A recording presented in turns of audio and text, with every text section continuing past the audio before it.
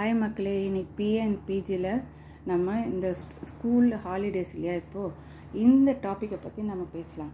பள்ளி தேர்வுகள் முடித்து விடுமுறையும் விட்டாச்சு. வெளியூர் எங்கேயாவது அழைச்சிட்டு செல்லும்படி பசங்க ஒரே ரகலை செய்கிறாங்க.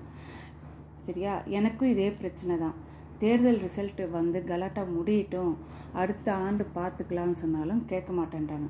அதுக்கு பதில் ஆண்ட்ராய்டு ஃபோனை வாங்கி கொடுக்க சொல்லி தொந்தரவு பண்ணுங்க. அது வந்து 40,000 ரூபாய் வாங்கி தர வேண்டியிருக்கு. அது என்ன பண்ணுறதுனே தெரியல. சம்மர் கேம்ப்பு அது இதுன்னு சேர்த்து விட்டுடலான்னு யோசிச்சுட்ருக்கேன். அந்த சம்மர் கேம்ப் என்னடான்னா ஸ்கூல் ஃபீஸை விட அதிகமாக இருக்குது. சம்மர் கேம்போட ஃபீஸு என்ன பண்ணுறதுன்னு தெரியல அப்படின்னு நம்ம எல்லோரும் யோசிப்போம். ஆனால் குழந்தைங்கள வந்து எப்போவுமே ஃப்ரீயாக விட்டுடணும். அவங்க விளையாடுறதுக்கு என்ன கேட்குறாங்களோ அதை கொடுத்துருங்க. தயவுசெய்து ஃபோனை மட்டும் அவாய்ட் பண்ணிவிட்டு, கிரிக்கெட்டு போனாலும் கிரிக்கெட் பேட் வாங்கி கொடுத்துங்க. ஃப்ரெண்ட்ஸ் வீட்டுக்கு போகணுன்னாலும் போயிட்டு வர சொல்லுங்கள். சைக்கிளிங் வேணுன்னா சைக்கிள் வாங்கி கொடுத்துங்க. அதில் 2000 3000 முடிஞ்சு போயிடும். மேக்ஸிமம் 5000 இருக்க போகுது. அவங்கள அந்த மாதிரி ஃப்ரெண்ட்ஸோடு விளையாட பழக விட்டால் தான் அவங்களுக்கு நிறைய விஷயங்களை அவங்களால கற்றுக்க முடியும்.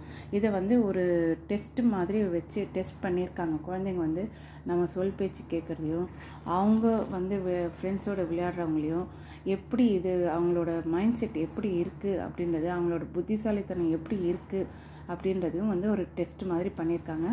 அந்த டெஸ்ட்டு எப்படி என்ன பண்ணாங்க, எந்த ஊரில் பண்ணாங்கன்றதையும் நாளைக்கு நம்ம பார்க்கலாம். தேங்க்யூ, பாய்.